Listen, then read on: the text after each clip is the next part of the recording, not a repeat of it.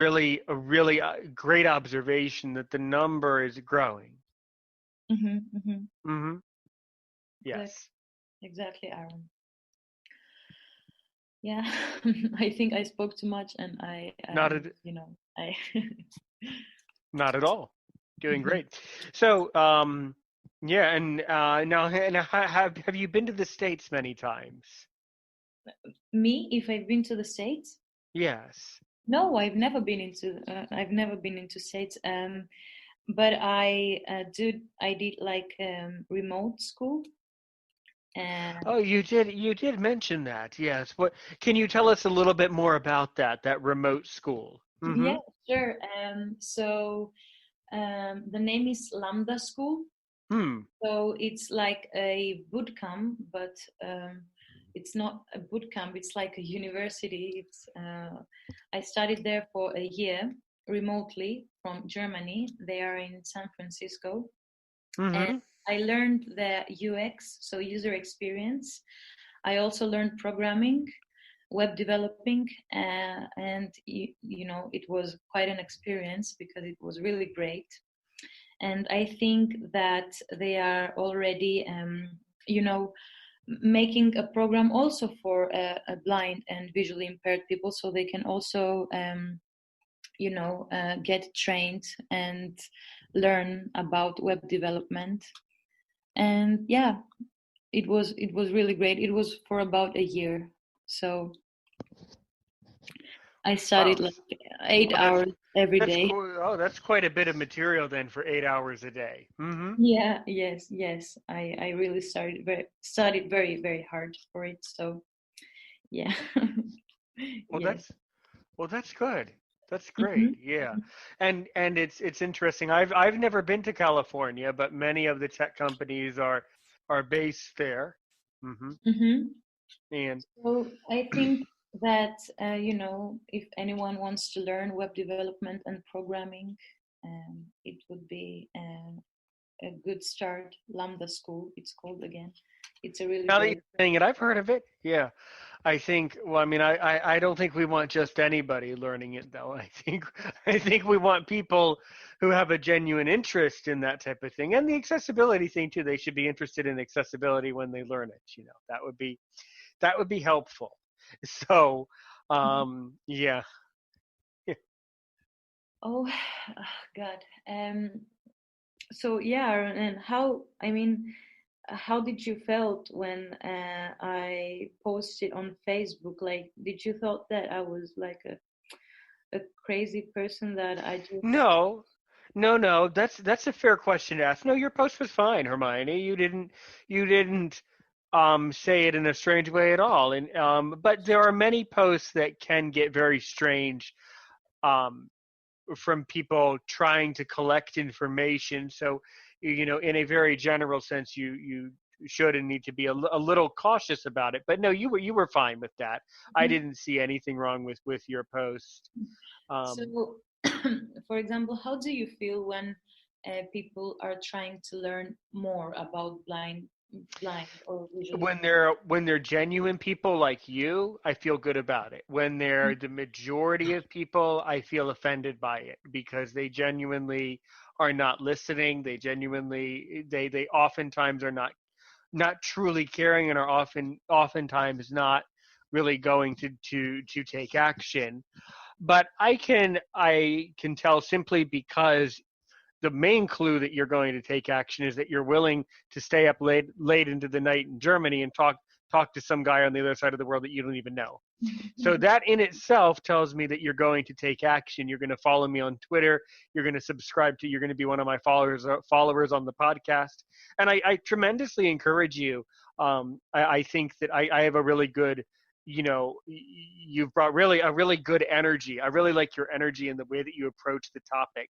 So number one, you should be podcasting yourself, although I say that about everybody. So actually, I think I just lied. No, maybe you shouldn't be podcasting. Maybe that's not a good idea. But if you did, you would really do well in it. And I think that um, I think that this is. I think that you would also. What I was going to say is, I think you would also benefit from going back to my podcast Mm-hmm. and listening to all of my other episodes, because you would learn a lot about blind people just from listening to all of my content. I tremendously encourage you to do that. Yeah, and to be honest, I it's on my to-do list. So I have a to-do list with things that I have to do, and this is on my to-do list, like to listen to your podcast because also, Most of them. Now, there's a couple. I'll tell you, there's a couple that are long and over 3 hours long, but many of them are 30 minutes. And mhm, especially in the beginning, before I got up to the radio level and doing the interviews, most of my podcasts are 30 minutes because I find that 30 minutes is about the amount of time that someone's willing to hold still and listen. After 30 minutes, your mind starts to wander. Many of the episodes are 30 minutes, so you could listen to it, over a meal, while, working out, go walking somewhere in your town. exactly. It could be really, it's really easy for you to follow a podcast nowadays. It is, and it's not only that I'm interested into it; it's that it's part of my job. So And I appreciate that, and I hope that you will use my podcast as a tool to help you in your career. So if my podcast does that, that would be really cool. That would be really amazing. exactly, you know that a lot of web designers are paying a lot of money just to go in seminars, for example, or short courses about accessibility and Yeah. learn things. But Well, why don't you give them, all those people who want to learn about that? Why don't you send them this episode and say, take a listen to this, because uh, I think you did a magnificent job of focusing on your material and asking the right questions, because I think asking the right questions can really help someone a lot. And asking the wrong questions, by the way, can really hurt someone. But you asked the right ones. So for that, I am thank I you, am thankful for that. thank you. I mean, on my mind, the questions that I've asked, they were not so good. Even though because I'm still learning, and I'm trying to make the right questions, but on my mind the questions were a lot of Sure. generic. Well, So listen to me. So if you go back and listen to my episodes, listen to the way that I talk in my monologues, listen to the way that I ask questions and approach different topics, and that will give you the clues on how you can phrase questions, because that's mhm, critical. It's about asking the right question at the right time, but it's about delivery. And when you master the two, and as we say in English, when the rubber hits the road, when you really master asking the right question, right way, right time, then you end up with a really interesting response. I Yeah. see. Yeah. I will, I will, Aaron. Um, I'm really grateful that you had me in your podcast. I haven't told you that on the beginning, so I'm telling you this now. And yeah, thank you very, very much for having me here. Well, you are very welcome. And I haven't been to Germany much. I went on my brother and I took a short river cruise through your country. We've been to a couple of the small towns and small cities, but yeah, Germany is a wonderful, wonderful, wonderful place. It's a It great. is. It's a little bit cold right now, and I'm not from Germany. Uh, I was I was born in Greece, and Ah, I was born and raised in Greece, and my so can parents. you so can you tweet about this episode in Greek? Yeah, of course. And my parents are from Albania, so I'm originally from Albania also, so I can also tweet it on Albania. In Albanian. No? That would be interesting. Maybe I could get some comments in Albanian. That Yes, that would be that so would be odd. That would be we cool. would have an Yes. international podcast in Well, freelance. that's the whole point, to make an international thing of it. Yes. I only speak English and French though, so people can ask French questions or English questions. Mhm. Have you learned French in school or? Through necessity, my parents and I learned French in our lives, and we like to go to France. We like the southern cities like Nice and Montpellier and Aix and those places. And then on the river Mhm. cruise, when I was in Germany, we stopped in Strasbourg, France, for a day. Okay. Yes, it's France, by the way.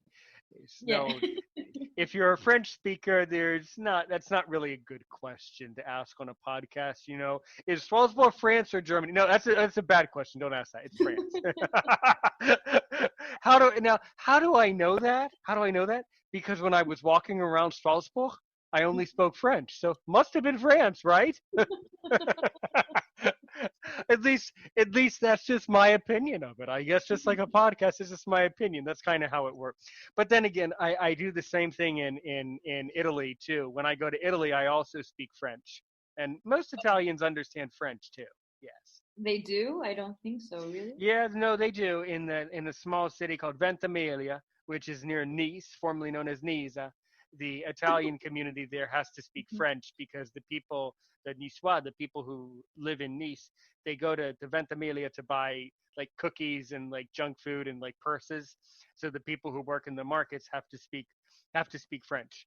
So yes, it's all very ironic. But even though I'm an American guy, when I was in Italy, I only spoke French. Yes. And Hmm. I see that you also have an Italian accent. So you're telling the Italian cities with an accent also. Everyone else was saying that too. Yes, I heard them being pronounced like that. Thank you. Yes, it's probably my second language of French has helped me to understand how Italian people would say Ventimiglia, Nisa. Probably, yeah. Yeah. It's probably because I speak French that I'm able to replicate something similar, which is Italian. That's actually really fascinating when we study that. I don't know. It sounds like next time when you come back, it Mhm. sounds like next time when you come back, you're going to want to do some stuff with like Greek and Albanian. And I don't know. I should have you back so you can read something in Greek. I've never had that on a podcast before. Man, that would get the downloads up to get some Greek reading in here. That would be that would be something else. That would be something else. Well, anyway, you have just about a minute and a half, 2 minutes left before we end it. Any final big statements that you want to make to the world and our listeners? Yes, I would like to say that please do something when you see injustice, just do something about it. When you see a website that it's inaccessible and you cannot access it, just say something about it to anyone, right? Even if it's your friend, even if it's on Twitter, um, even if it's to go into court about it, just do something about it. Don't leave it as it is. that's Yeah. that that's something that I want to say, and Well, that's that's it. wonderful. I think the point that our listeners took out of that is when you're in Ventimiglia, speak French, right? I'm sorry, when you do you also say like normal Italian words like this? So if you want to say carbonara, you say it with No, an I don't. I don't know. I don't know. I don't have to say those. I don't. The only. I don't have to say other Italian words. Just okay. those cities because I went there and learned about the history. No, Strasbourg. Strasbourg is fascinating because before French and German they spoke Alsatian. I don't know. Do you think there's some old person in Strasbourg who could still speak Alsatian? I have no idea. My best friend lives in Salzburg, but Stra, I Stra, yeah, not Salzburg, but Strasbourg. Or Strasbourg. Yeah, yeah, yes, yeah. Strasbourg in French. Yes, yes. Well, Yes. anyway, well, I, anyway, maybe if they speak Alsatian, maybe they can come back and speak to me in Alsatian. I don't know. That would be pretty cool. Anyway, Hermione, thank you so much. thank you. We really appreciate you staying up so late and helping us. And if you have any further questions, always come back and ask me. I'm always here to help.